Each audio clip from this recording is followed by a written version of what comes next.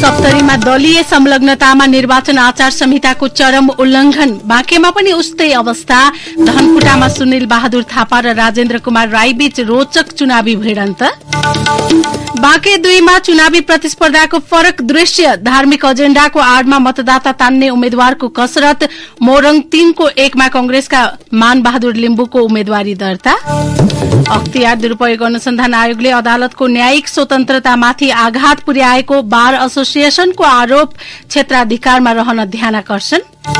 रूस र युक्रेन बीच जारी द्वन्द्वका क्रममा 2 लाख सेना हताहत भएको हुन सक्ने अमेरिकी प्रक्षेपण, 40,000 सर्वसाधारणको मृत्यु भएको अनुमान। र आईसीसी T20 विश्वकप क्रिकेटको सेमिफाइनलमा इन्डियाको लज्जास्पद हार, 10 विकेटले हराउँदै इंग्ल्याण्ड फाइनलमा।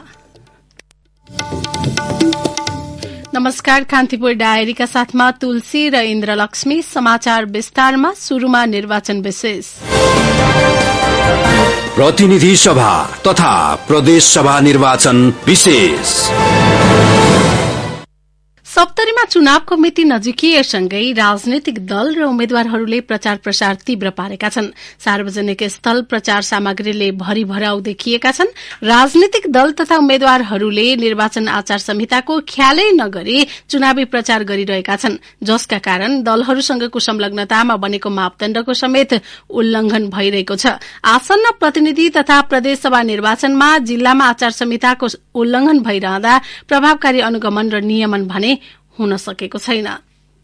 निर्वाचन आयोगले जारी गरेको आचार संहिताको मापदण्डमा स्पष्ट भनिएको छ, उम्मेद्वारको प्रचार प्रसार गर्दा 340 वर्गमिटर नबढ्ने गरी पोस्टर तथा पम्पलेट प्रयोग नगरौं। चुनावी प्रचारमा बाल बालिकाको प्रयोग नगरौं। तर सप्तरीमा आयोगको मापदण्ड भन्दा बाहिर गएर पोस्टर तथा पम्पलेट यत्र तत्र छरिएका छन्। निर्वाचनमा जसरी पनि जित्नै पर्ने होडबाजी तथा अस्वस्थ प्रतिस्पर्धाले आचार संहिताको उल्लंघन भइरहेको छ। जनता समाजवादी पार्टी, लोकतान्त्रिक समाजवादी पार्टी, जनमत पार्टी तथा स्वतन्त्र उम्मेद्वारले आयोगको मापदण्ड विपरीत प्रचार तीव्र गरिरहेका छन्। जिल्लाका विभिन्न ठाउँ र राजविराजकै मुख्य गजेन्द्र नारायण चोक, क्याम्पस चोक लगायतमा मापदण्ड विपरीत उम्मेद्वारका ठूला ठूला पोस्टर टाँसिएको छ। आसन्न निर्वाचनलाई लक्षित गर्दै विद्यालय, सरकारी कार्यालय एवं सार्वजनिक संस्थामा समेत चुनावी पोस्टर छ्यापछ्याप्ती टाँसिएका छन्। उम्मेद्वार अंकित तस्बिर र चुनावी चिन्ह अंकित ठूला ठूला पोस्टरहरू सरकारी कार्यालय, विद्यालय, निवास, सार्वजनिक संस्थाको भवन, पर्खालमा छ्यापछ्याप्ती देखिन्छन्। आचार संहिता विपरीत भड्किलो प्रचार भइरहेको स्थानीय थानसिंह भन्सालीको गुनासो छ।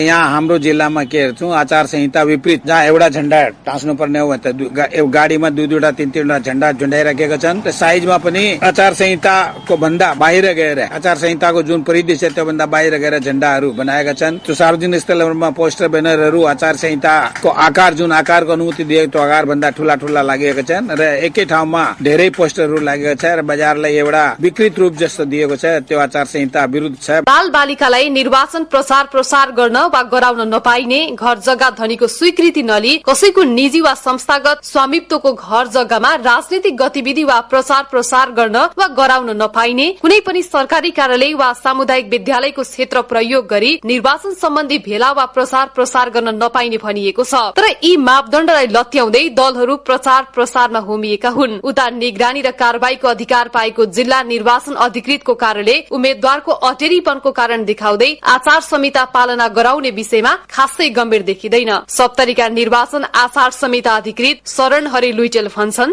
आचार संहिताको सन्दर्भमा हामीले पटक पटक 2-3 चोटि यो सर्वदलीय बैठक पनि राखेर सबैलाई अवेर गराउने काम गरिरहेको हो। हामीले पहिला अवेरै गराउँदै जाने सबै पार्टीहरूलाई सकेसम्म उहाँहरूले आफैले केन्द्रमा कमिटमेन्ट गरेका कुराहरू जिल्ला स्तरमा पनि उहाँहरूले आफैले पालना गर्दाखेरि राम्रो हुने भन्ने हिसाबले हामी सद्भावपूर्ण हिसाबले अगाडि प्रस्तुत भइरहेको स्थिति हो।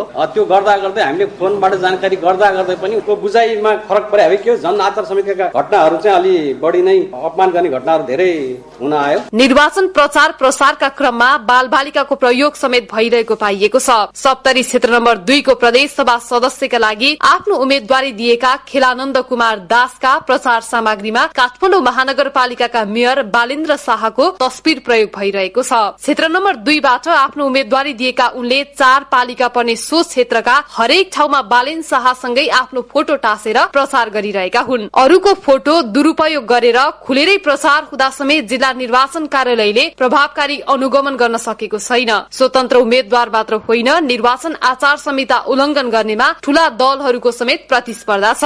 आचार संहिता उल्लंघन बारे जसपा अध्यक्ष एवं 72 का प्रतिनिधि सभा सदस्य उम्मेद्वार उपेन्द्र यादव भन्छन्, हामीले आचार संहिता कहाँ उल्लङ्घन गरेका छौं? हामीले आचार संहिता पालन गरेर पीडित भएका छौं।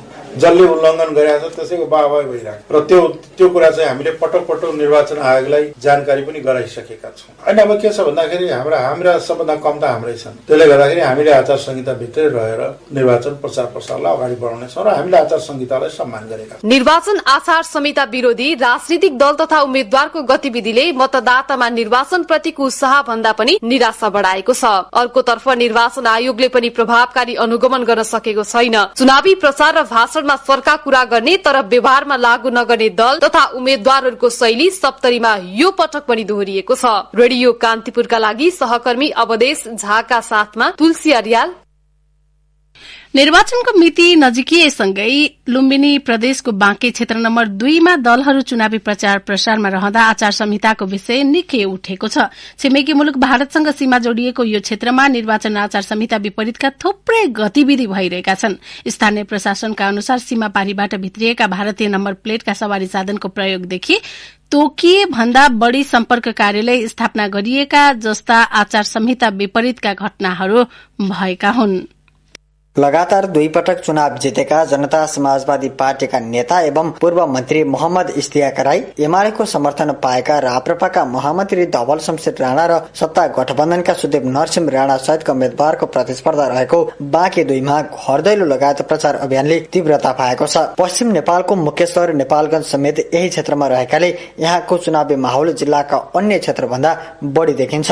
सबैजसो दलका उम्मेद्वारले बिहान सबेरैदेखि घर दैलो अभियान गरिरहेका छन्, तर कतिपय मतदातालाई उनीहरूको प्रचारले खासै छुन सकेको देखिँदैन। यहाँको व्यस्त सुर्खेत रोड नजिकै दलहरूको घर दैलो अभियान निहालिरहेका एक मतदाता उल्टे दलहरूको कार्यशैली लिएर रोष प्रकट गर्दै थिए। देश विकास होइन नि, जति पनि नेता हुन्छन् चाहे जुन पार्टीको आफ्नो विकास मात्र गर्छन् भाइ।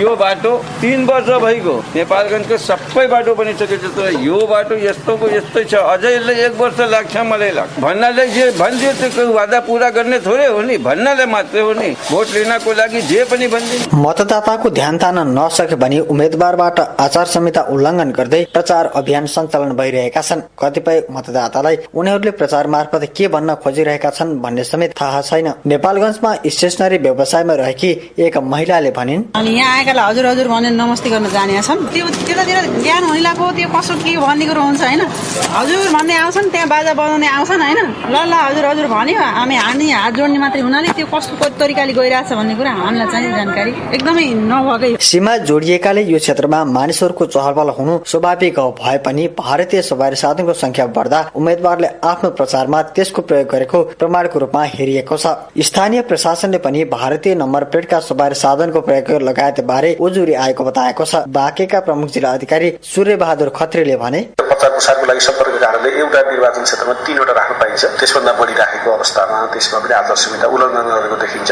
त्यस्तै गरेर विभिन्न ठाउँमा अब जस्तै चामल वितरण गरेको विषयमा पनि उजुरी प्राप्त भएका छन्। त्यस्तै भारतीय गाडीहरू प्रयोग गरेको विषयमा पनि उजुरीहरू प्राप्त भएका छन्। अहिले गाडी प्रयोग गरेको जनता समाजवादीको पनि परेको छ, स्वतन्त्र पार्टी भनेर भन्ने पनि परेको छ। त्यसै गरेर स्वतन्त्र चाहिने उम्मेद्वारकै रूपमा प्रयोग गरेको पनि परेको छ।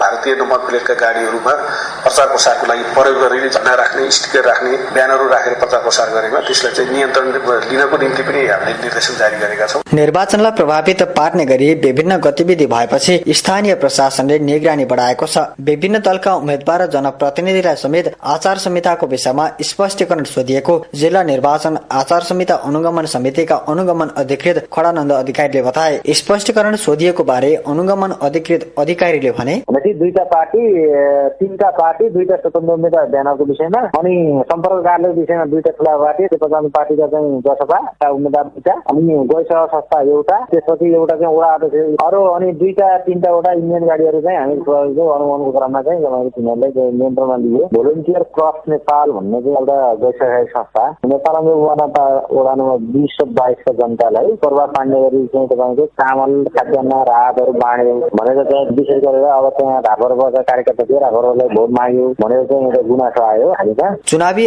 आचार संहिता विपरीतका घटनाले निर्वाचनमा स्वस्थ प्रतिस्पर्धा गर्नुपर्ने जिम्मेवार दलकै नेता र उम्मेदवारले त्यसलाई आत्मसात गर्न सकिरहेका छैनन्। निर्वाचनको मर्यादा विपरीत गएर अस्वस्थ प्रतिस्पर्धामा रमाउने दल र उम्मेदवारको गलत कार्यशैलीले आम मतदाता सामु उनीहरूको छवि बिगारेको छ। त्यस्तै लोकतान्त्रिक प्रतिस्पर्धा प्रति उनीहरूको प्रतिबद्धता माथि पनि प्रश्न उठाएको छ, जसको एउटा साक्षी बाँकेको क्षेत्र नम्बर 2 भएको छ। रेडियो कान्तिपुरका लागि सहकर्मी जे पाण्डेको साथमा नवीन कोइराला, नेपालगञ्ज, बाँके।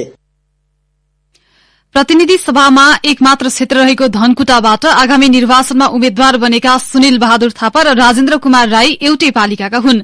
पाखरीबास नगरपालिका 7 रामचेका राई र सोही पालिका 8 मुगाका थापा बीच यसपटक ह्याट्रिक चुनावी भिडन्त हुँदैछ। एमाले केन्द्रीय सदस्य राई र कांग्रेस केन्द्रीय सदस्य थापा 2070 र 2074 पछि तेस्रो पटक चुनावी भिडन्त गर्दैछन्। दुवै 2070 सालको संविधान सभा निर्वाचनमा क्षेत्र नम्बर 2 बाट प्रत्यक्ष उम्मेद्वार थिए। त्यसबेला थापाले बाजी मारे। उता 74 सालको संसदीय निर्वाचनमा राई फराकिलो मतले विजयी भए। यसअघिका निर्वाचनमा एक पटक विजयी बनेका राई र थापा बीच यसपटक कसले बाजी मार्ला भन्ने भोटबाजी चलेको छ। दुवैले यस अघिका निर्वाचनमा प्रदेशको राजधानी धनकुटा बनाउने मुख्य चुनावी नारा अघि सारेका थिए, तर प्रदेश राजधानी धनकुटाबाट गुमिसकेपछि यसपटक उनीहरूको नारा पनि फेरिएको छ। एमाले उम्मेद्वार राई कृषि, शिक्षा, स्वास्थ्य, भौतिक पूर्वाधारको विकास सहित गरिबी घटाउने र आय आर्जन बढाउने मुख्य एजेन्डा अघि सारेको बताउँछन्।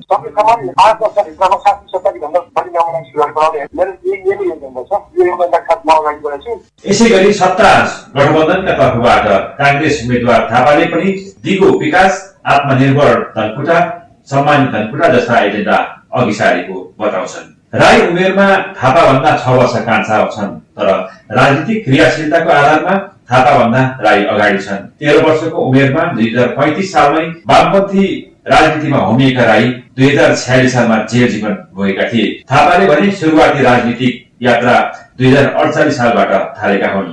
थापाले राईलाई मुख्य प्रतिस्पर्धी मानेका छन्, तर राईले आफ्नो प्रतिस्पर्धा स्वतन्त्र उम्मेद्वार हेमराज भण्डारीसँग रहने दावी गर्छन्। उता थापा यसपटकको चुनावमा मुख्य प्रतिस्पर्धी एमालेका राई रहे पनि आफ्नो पक्षमा सहज जित रहने दावी गर्छन्। इमानदार र चरित्रवान नेताको रूपमा रहेकोले आफ्नो पक्षमा जनलहर उर्लिएको उनी बताउँछन्। 5 वर्ष अगाडि म आउँदाखेरि जे समस्याहरू मेरो अगाडि अन्तिम देखेर आज पनि त्यही कुरा चाहिँ भनेर उर्लिएको छ र जनता चाहिँ मैले देखेर पर्याप्त मात्रामा चाहिँ अहिले म प्रति आकर्षित भएको मैले पाएँ। तर चुनावी मैदानका मुख्य प्रतिस्पर्धी दावी गर्ने राई र थापालाई हालै माओवादी पार्टीको पोलिट ब्युरो सदस्यबाट राजीनामा दिई स्वतन्त्र उम्मेदवारी दिएका हेमराज भण्डारी चुनौतीको रूपमा उभिएका छन्। माओवादी पार्टीबाट संविधान सभा निर्वाचन 2064 मा समेत विजयी भएर प्रभावशाली छवि बनाएका हुनाले पनि उनको उपस्थिति अर्थपूर्ण रूपमा दिन सकिन्छ। आफ्नो उपस्थितिबारे स्वतन्त्र उम्मेद्वार भण्डारी भन्छन्, कृषिमा आधुनिकीकरण गर्ने, व्यावसायिक खेतीलाई प्रवर्तन गर्ने, निर्माण गर्ने, त्यो ल्याब सहितको, प्रयोगशाला सहितको अनि ग्लोबल बैंक सहितको स्थापना गर्ने, धनकुटाको हिलेमा सेनासँगको समन्वयमा एउटा राम्रो आर्मी अस्तित्व, स्वास्थ्य बिमाको कार्यक्रमलाई प्रभावकारी बनाउन लड्ने। यी बाहेक प्रतिनिधि सभा निर्वाचनमा राप्रपाका उम्मेद्वार कुमार बहादुर थापा पनि राजनीतिको अनुभवी खेलाडी हुन्। राप्रपाका संस्थापक सूर्यबहादुर थापाका भाइ र सुनिल बहादुरका काका उनी पार्टीको पुरानो साथ जोगाउने दाउमा छन्। यस्तै संघीय लोकतान्त्रिक पार्टीका आराम कुमार लिम्बू, मंगोल नेशनल अर्गनाइजेसनका विश्व मित्र लावती र एकीकृत शक्ति नेपालका रमेश राई पनि चुनावी प्रतिस्पर्धामा उभिएका छन्। लडाईँमा शत्रुलाई कमजोर ठान्न हुँदैन भन्ने भनाइ चाहिँ निर्वाचनमा पनि आफ्नो जित सुनिश्चित ठान्नेहरूका लागि अन्य उम्मेद्वारको भूमिका पनि अर्थपूर्ण रहन सक्ला। रेडियो कान्तिपुरका लागि रमेश चन्द्र अधिकारी, धनकुटा। कान्तिपुर डायरीमा अब ब्रेकको पालो। ब्रेकपछि अब कान्तिपुर सविस्तार। कान्तिपुर सविस्तार। प्रतिनिधि सभातर्फ 3वटा र प्रदेश सभातर्फ 6वटा निर्वाचन क्षेत्र रहेको बाँकेमा चुनावी प्रतिस्पर्धालाई लिएर फरक दृश्य देखिएको छ। सत्तारूढ़ गठबन्धनभित्रको असन्तुष्टि, प्रमुख दलका उम्मेद्वारको पृष्ठभूमि र माओवादी केन्द्रभित्रको आन्तरिक समस्या लगायतका विषय चुनावसँग जोडिएका छन्। त्यही उम्मेद्वारले धार्मिक एजेण्डा अघि सारेर मतदाता तान्ने प्रयास गर्न सक्ने पनि ठानिएको छ। अन्य क्षेत्रमा एमालेसँग तालमेल गरेको जनता समाजवादी पार्टीले यहाँ भने 3वटै क्षेत्रमा आफ्नो छुट्टै उम्मेद्वार उठाएको छ। बाँके क्षेत्र नम्बर 1 मा माओवादी केन्द्र, नेकपा एमाले, जनता समाजवादी पार्टी, लोकतान्त्रिक समाजवादी पार्टी, नागरिक उन्मुक्ति पार्टी सहितका दल र स्वतन्त्र गरी 11 जना उम्मेद्वार प्रतिस्पर्धामा रहेका छन्। यो क्षेत्रमा गठबन्धनका साझा उम्मेद्वार माओवादी केन्द्रका महेश्वर राज गहतराज र एमालेका सूर्य प्रसाद ढकाल मुख्य प्रतिस्पर्धी मानिएका छन्। अहिले राप्ती, सोनारी र नरनापुर गाउँपालिका तथा कोहलपुर नगरपालिकालाई समेटेको यो क्षेत्रको विगतको नतिजालाई हेर्दा कुनै पनि दलले दोहोऱ्याएर जित्न सकेका छैनन्। अघिल्लो पटक निर्वाचन जितेका माओवादी केन्द्रका नेता एवं वर्तमान सरकारका मन्त्री गहतराज नेपाली कंग्रेसको समर्थनमा फेरि चुनाव जित्ने अभियानमा छन्। कंग्रेसी जनमतबाट समर्थन नपाएको अवस्थामा उनलाई चुनौती दिने एमालेका उम्मेद्वार ढकालले रणनीति बनाएका छन्। ढकालले भनेका छन्, म राजनीतिक क्षेत्रमा क्रियाशील भएको 34 वर्ष व्यतीत भइसकेको छ र म 20 वर्ष लगातार यो क्षेत्रमा रहेका जनताहरूको दिन दैनिक पर्ने समस्याहरूका बारेमा, यहाँका मुद्दा मामिला, झै झगडा अथवा जनताका परेका समस्याहरूलाई समाधान गर्नको निम्ति म घरदैलोमा छु। अहिले म निर्वाचनको उम्मेद्वार उठेर मात्रै म घरदैलो गरिरहेको छैन। 20 वर्षदेखि निरन्तर यही क्षेत्रमा भएको हुनाले यसपटक बाँके क्षेत्र नम्बर 1 ले गर्न सक्ने र भिजन भएको एउटा उम्मेद्वार हामीले प्राप्त गरेका छौं। आम मतदाताको आवाज सुनिन्छ। माओवादीसँग गरिएको गठबन्धनबाट रुष्ट भएका कंग्रेसी मतदाताको भोट तान्न मुख्य प्रतिस्पर्धीहरूले प्रयास गरिरहेका छन्। बाँकेको क्षेत्र नम्बर 3 मा गठबन्धन दलहरूबीच देखिएको असन्तुष्टिको बातचिट्टा क्षेत्र नम्बर 1 मा पनि पर्न सक्ने विश्लेषण भइरहेका छन्। नेपाली कंग्रेसका सहमहामन्त्री किशोर सिंह राठौरले प्रतिस्पर्धा गरिरहेको क्षेत्र नम्बर 3 मा प्रदेश सभाको उम्मेदवारीलाई लिएर माओवादी केन्द्र भित्रको विवादले गठबन्धन दलहरूलाई समस्यामा पार्ने देखिएको छ। माओवादी केन्द्रले क्षेत्र नम्बर 3 क मा आईपी खरेललाई उम्मेद्वार बनाए पनि माओवादीकै अर्को पक्षले स्वतन्त्र उम्मेद्वार दलबहादुर सुनवारलाई समर्थन गरेका छन्। माओवादीको आन्तरिक विवादले आफूलाई अप्ठ्यारो पर्न सक्ने भएपछि नेपाली कंग्रेसले असन्तुष्टि जनाएको छ। यो क्षेत्रमा एमालेका किस्मत कुमार कच्छेपति सहितका उम्मेद्वारसँग प्रतिस्पर्धा गरिरहेका कंग्रेस सहमहामन्त्री राठौर भन्छन्, माओवादी भित्रको आन्तरिक द्वन्द्व हो र चाहिँ यसलाई चाहिँ तपाईहरु मिलाउनुस् भनेर भनेको छु र यसका कारण हामीलाई गठबन्धनमा चाहिँ कुनै किसिमको समस्या पर्नु हुँदैन र चाहिँ यदि तपाईहरुका कारण गठबन्धनमा समस्या मलाई पर्यो, पार्टीको म सहमहामन्त्री हो, पर्यो भने चाहिँ बाँके 1 नम्बर क्षेत्र र बर्दिया मैले 20 वर्ष काम गरेको क्षेत्र छोडेर आए त्यहाँ चाहिँ पनि मेरो पनि सहयोग हुँदैन भन्दै छु। प्रष्ट बाँके 3 मा जसपाका नोएन्द्र धिताल, जनमत पार्टीका राजु प्रसाद कुर्मी समेत गरी 9 जना चुनावी प्रतिस्पर्धामा छन्। बाँकेका 3 वटा क्षेत्र मध्ये क्षेत्र नम्बर 2 को चुनावी प्रतिस्पर्धालाई भने महत्वका साथ हेरिएको छ।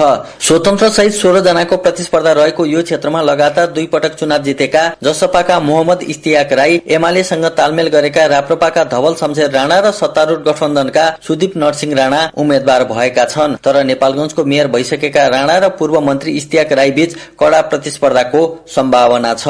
हिन्दू राज्यको पक्षधर पार्टीका राणा र मुस्लिम समुदायका राईले आफ्नो पक्षमा नतिजा ल्याउन कसरत गरिरहँदा लोकतान्त्रिक समाजवादी पार्टी र जनमत पार्टीका साथै अन्य स्वतन्त्र उम्मेद्वारले प्राप्त गर्ने मतले यहाँको नतिजा निर्भर हुने देखिएको हो। यही मेसोमा राप्रपाका महामन्त्री राणा चुनावी कार्यक्रममा भन्दै थिए, 2 नम्बर क्षेत्रको जनताले राम्रैसित बुझेको छ हिजोको दिनमा को के थियो र आजको दिनमा को मान्छे के भयो।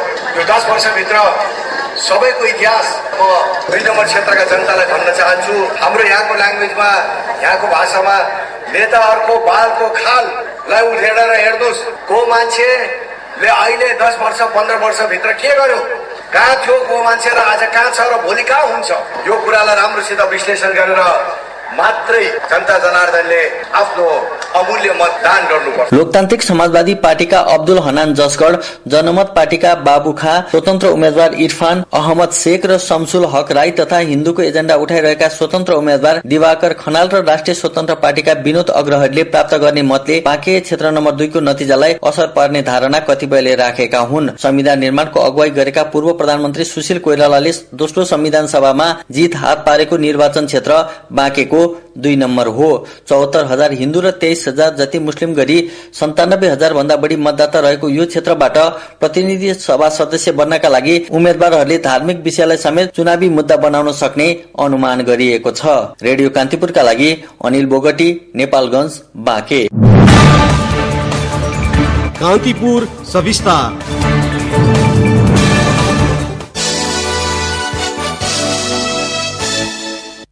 नेपाली कंग्रेसका नेता मानबहादुर लिम्बुले मोरङ 3-1 मा उम्मेद्वारी दर्ता गराउनु भएको छ। निर्वाचन आयोगले सार्वजनिक गरेको संशोधित निर्वाचन कार्यतालिका अनुसार लिम्बुले उम्मेद्वारी दर्ता गराउनु भएको हो। कंग्रेसका उम्मेद्वार एवं प्रदेश 1 का वन, वातावरण तथा भू संरक्षण मन्त्री 56 वर्षीय शेखर चन्द्र थापाको निधन भएपछि पार्टीले लिम्बुलाई उम्मेद्वार बनाएको हो। नेपाल बार एसोसिएशनले अख्तियारले विशेष अदालतबाट हुने फैसला आफू अनुकूल गराउन खोजेको भन्दै आरोप लगाएको छ। कार्यवाहक अध्यक्ष हर्कबहादुर मल्लद्वारा जारी विज्ञप्तिमा अख्तियारले आफ्नो क्षेत्राधिकारको समेत ख्याल नगरी अभिव्यक्ति दिएको भन्दै आपत्ति जनाएको हो। बारले अदालतमा न्यायिक विचलन, कानूनको गलत व्याख्या तथा असक्षमता भएको भन्दै अख्तियारले टिप्पणी गरेको प्रति पनि ध्यानाकर्षण गराएको छ। भ्रष्टाचार नियन्त्रणमा सबैको एकमत रहे पनि संवैधानिक निकायले न्यायपालिकाको निष्पक्षता र सक्षमतामा शंका उब्जाउन सक्ने भाषा र शैली प्रस्तुत गर्न नहुने विज्ञप्तिमा उल्लेख छ। अब ब्रेकको पालो। ब्रेकपछि अब आर्थिक प्रसंग। नेपाल सुनचाँदी व्यवसायिक महासंघले बजारमा सुन र चाँदीको अभाव भएको जनाएको छ। दैनिक 30 किलोग्राम सुन माग भए पनि हाल दैनिक 10 किलोग्राम मात्रै आयात भइरहेको महासंघका अध्यक्ष माणिक रत्न साक्यले बताउनुभयो। साक्यका अनुसार सुनको मात्र नभई चाँदीको आयात पनि माग अनुसार हुन सकेको छैन।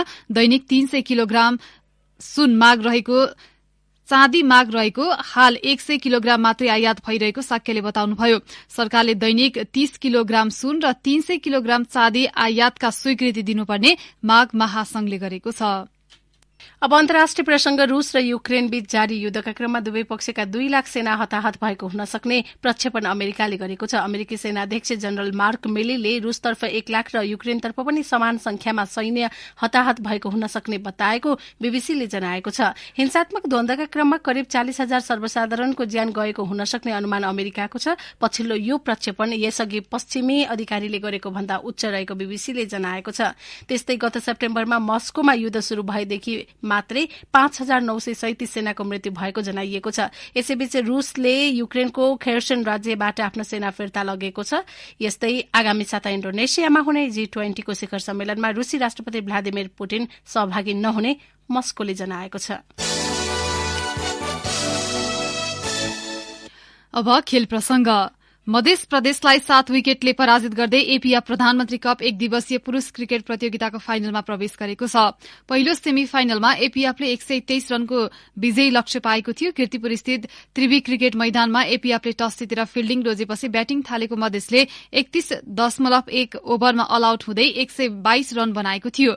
जवाफी ब्याटिङमा मध्य प्रदेशले दिएको लक्ष्य एपीएफले 21.3 ओभरमा 3 विकेट गुमाएर पूरा गर्यो। एपीएफको जितका लागि लोकेश बमले सर्वाधिक 35 रनको योगदान दिए। बोलिङतर्फ एपीएफका कमल ऐरीले 4 विकेट लिए। मधेसका लागि रूपेश सिंहले सर्वाधिक 36 रन जोडे पनि त्यो जितका लागि पर्याप्त हुन सकेन।